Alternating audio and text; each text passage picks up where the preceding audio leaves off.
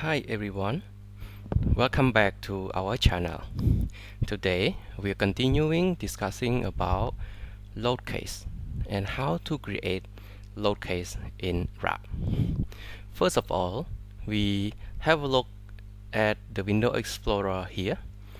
You see that there is a folder load. If not, you can click on this and then the case and combination appear. As you can see, you click on the case. By default, you will see that there is load case number 1, load type is savage, load definition apply load. Light load deflection case, there is no, because this load type is savage. The last column is description. You can either add any description into RAPT by just simply double click, and then you can write savage. For example. Next, what if you want to add extra load case? You can just simply see one of these buttons, add load case. You just click on this. It will appear load case number 2, load type initial dead load, apply load, and description. You can add extra load. What you can see here, RAPT will automatically create load case for you, as second is initial dead load, third is light load. As you can see that the light load appear at the load case number 3. Beside the method just clicking this add, we can also just click anywhere here, and then we can right click, we choose the word add load case. As you can see that after the light load, the row 4 and 5, it will automatically consider as the other load normal. However, you can just click on this and then you can select any load type that you want to use according to your design. For example, it has like savage, initial dead load, extra dead load, light load, alternative light load, wind load, earthquake load, snow load, alternative wind load, alternate earthquake load, other load normal, other load support strip. Commonly, we always use the 3 type of load case. First is savage, and then can come up with initial dead load, or either can be selected as extra dead load, and then following by light load.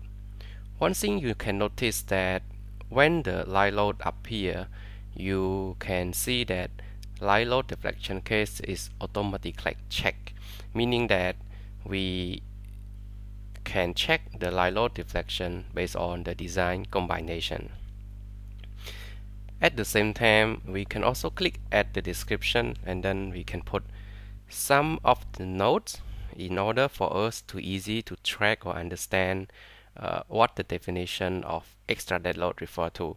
For example, we can key in SDL refer to superimposed dead load, and light load we can simply write a shortcut LL, and the other load normal or something that if you need you just keep it there, but if not we just delete it. How to delete the load case that we do not want? We can just click to make sure that the row here appear to be black color. It means that it is selected, and then you right click, you will see the word delete load case. Click on delete load case, the load case will be deleted from the list. Next one, we click left click so that you can see the black screen appear, and then right click, you choose the word delete load case. Now you understand how can we add the load case into this.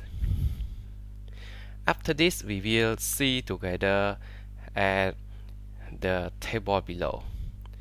Here you see that there are some display of the load definition which we are going to discuss together. Before that, we can choose different type of load according to each load case.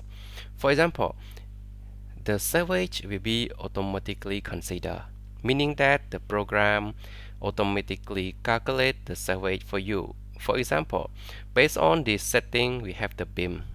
The beam size is 800 by 500.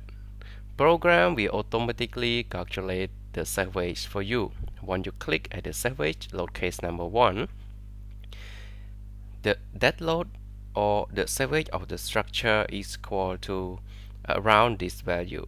You see the unit is kilonewton per meter from grid 1 to grid line 2, the distance from 0 to 4000, and L1 represent line load number 1. After that, you can see the grid line 3, the length is 9000 mm or 9 meter. L1 here mean that line load number 1. Beside line load number 1, we can click on panel. You see the difference is that here the color is yellow.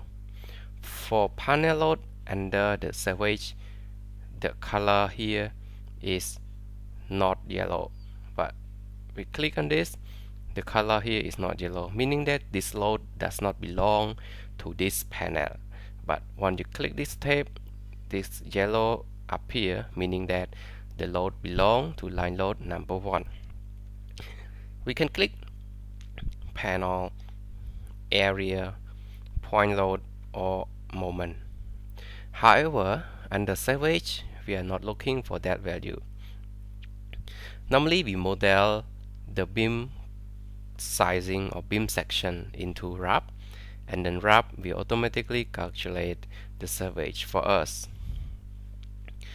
We just go back a little bit to the span. You see that there is a span length here at this edge.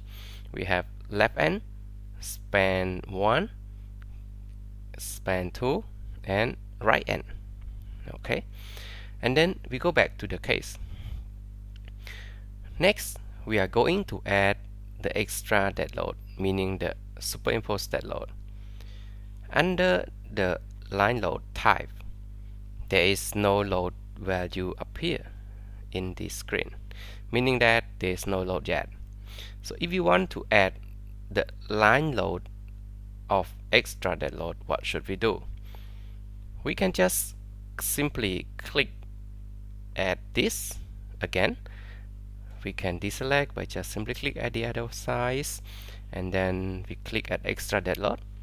You see this blue column or the blue symbol. You just left click and then right click. You will see the word here. You can either choose add load full length of the frame, add load on spans between multiple span, or you add load on span on any single span. You can add generated trapezoidal load, add multiple trapezoidal load, add concentric load, add numbers of load. Since we know that we are going to apply the line load into this model, we can just simply use the word add load on span. By clicking this, you can choose the word starting from span number and end at span number. For example, we start at span number 1. We key in number 1 and then we key in number 2 here to tell the program that we are going to apply load at multiple span 1 and span 2, and then you can put the magnitude of the load that you are going to apply. For example, we choose 10 kN per meter here. We also keep 10 kN per meter. We click OK, and then we see that under extra dead load, as a line load number 1 is applied into this model. And then we go a little bit further, discuss what are the value here. By moving your cursor, you can see that left end reference column number 1. This refers to this column number 1. Next, this one is the left end of load from reference column. If you want to specify the distance of the load from axis of column, you can specify the value here. For example, if we input 0, meaning that the load we consider from axis of column grid number 1 until the other side. And then next one is load at left end. At this point, you see the magnitude is 10, meaning that we start value at left end is 10, and then right end is also 10. You see the symbol represent at the left, and then this one, the symbol represent at the right, meaning that the load from the left is 10 and its stop at the right is also 10. That's why you see that the load here is straight. Next one, you will see the reference column here is the right end reference. It's appear as number 3, meaning that this column grid number 3 is the stop end of the load. And then the distance of the load from right column next to the other side of the reference column equals 0, meaning it will stop at the axis grid. And this we can just write any node in order to have a better description or to remember what type of load that we apply.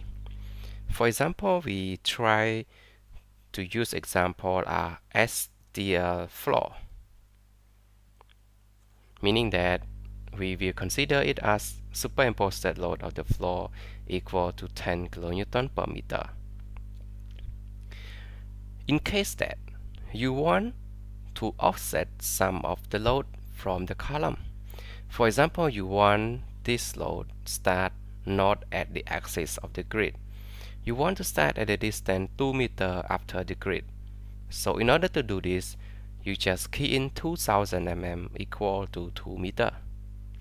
Enter, and then you will see that this point is the distance 0 to 2 meters, and then the load will start from this location. But in this example, we turn back the value 0, meaning that the load will start from axis of the column. This is the example of how we can add the uniform line load. Next one is a panel. When we click at the panel, we see that this symbol is a little bit the same comparing to the type of line load. However, one thing we can notice is the unit is different. The unit in this column is kilonewton per meter. However, in panel, the unit is kilonewton per meter square. What is the difference in here? If you go back a little bit to the beam, you can see that when we model, we have the beam width at slab level is 500. The load we apply on top of this beam. If we click at this view to see the top view of the beam, meaning that we have the beam start from column 1 to column 2 to column 3 with the width is 500 mm. You can check with this grid 0 to 250, 0 to 250 equal to 500 mm. When we are choosing the word panel, meaning that the word we apply as area load along the whole width of the beam. For example, we click on this, it turns to be black, and then we right click, we add load on span. In previous example, we choose the word add load on span. Now we can choose the word add load on span, just a single span. And then you can select which span that you want this load to be distributed. Span 1 means this one to this one. For example, I will choose span 2, meaning that I will apply the area load or the panel load at this from grid line 2 to grid line 3. The load that we target is 2 kN per meter square. We click OK, and then you will see that this panel 1 represented by the word symbol P1 start from grid number 2 and at grid number 3, meaning that this is the span number 2. Area load meaning that the load will distributed the whole width of the beam, and the length, whole length of the beam. For example, we put area load as extra dead load.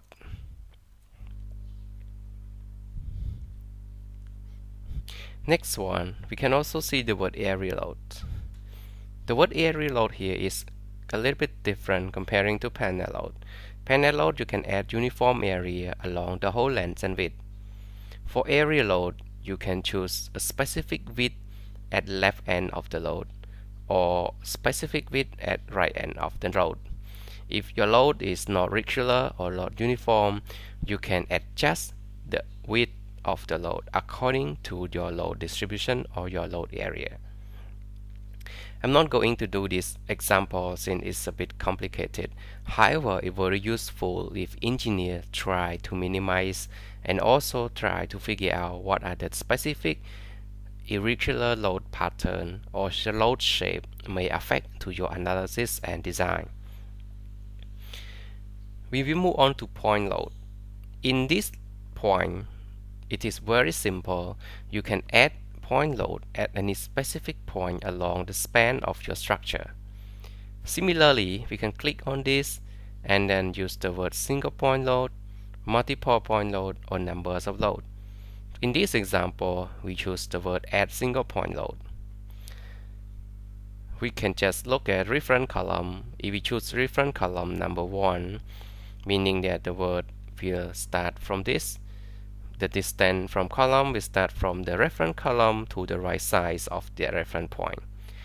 Distance from column, for example, we choose 2500 mm, meaning the distance from reference column number 1, 2.5 meter, there will be a point load.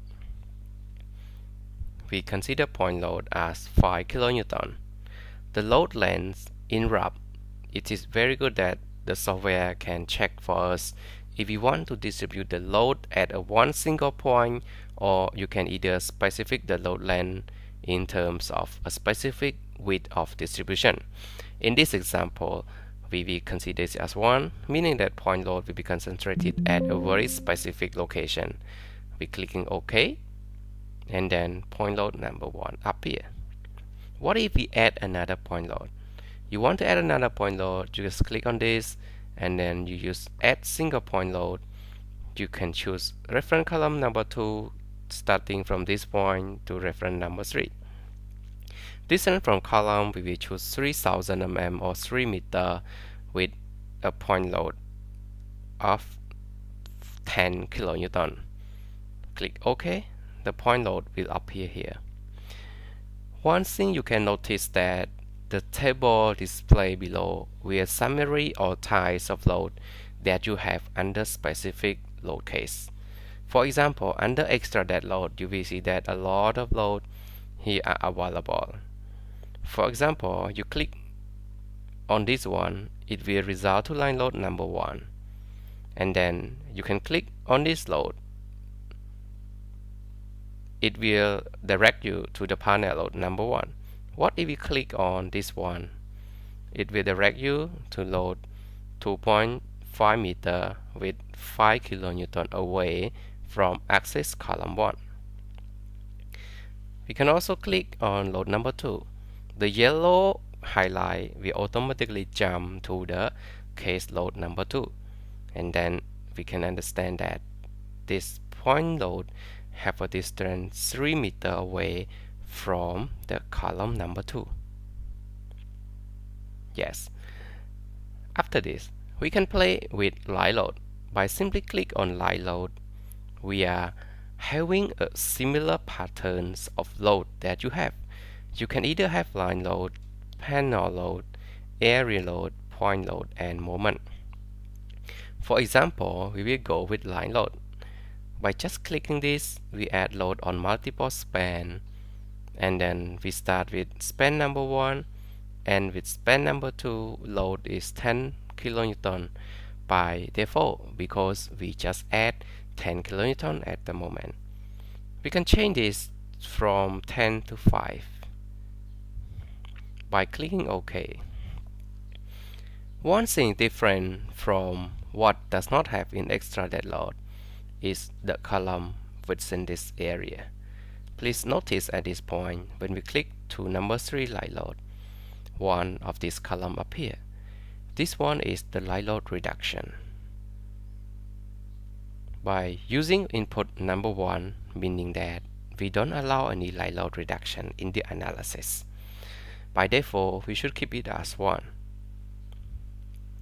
And then this is a description. We can use the word LL equal to light load.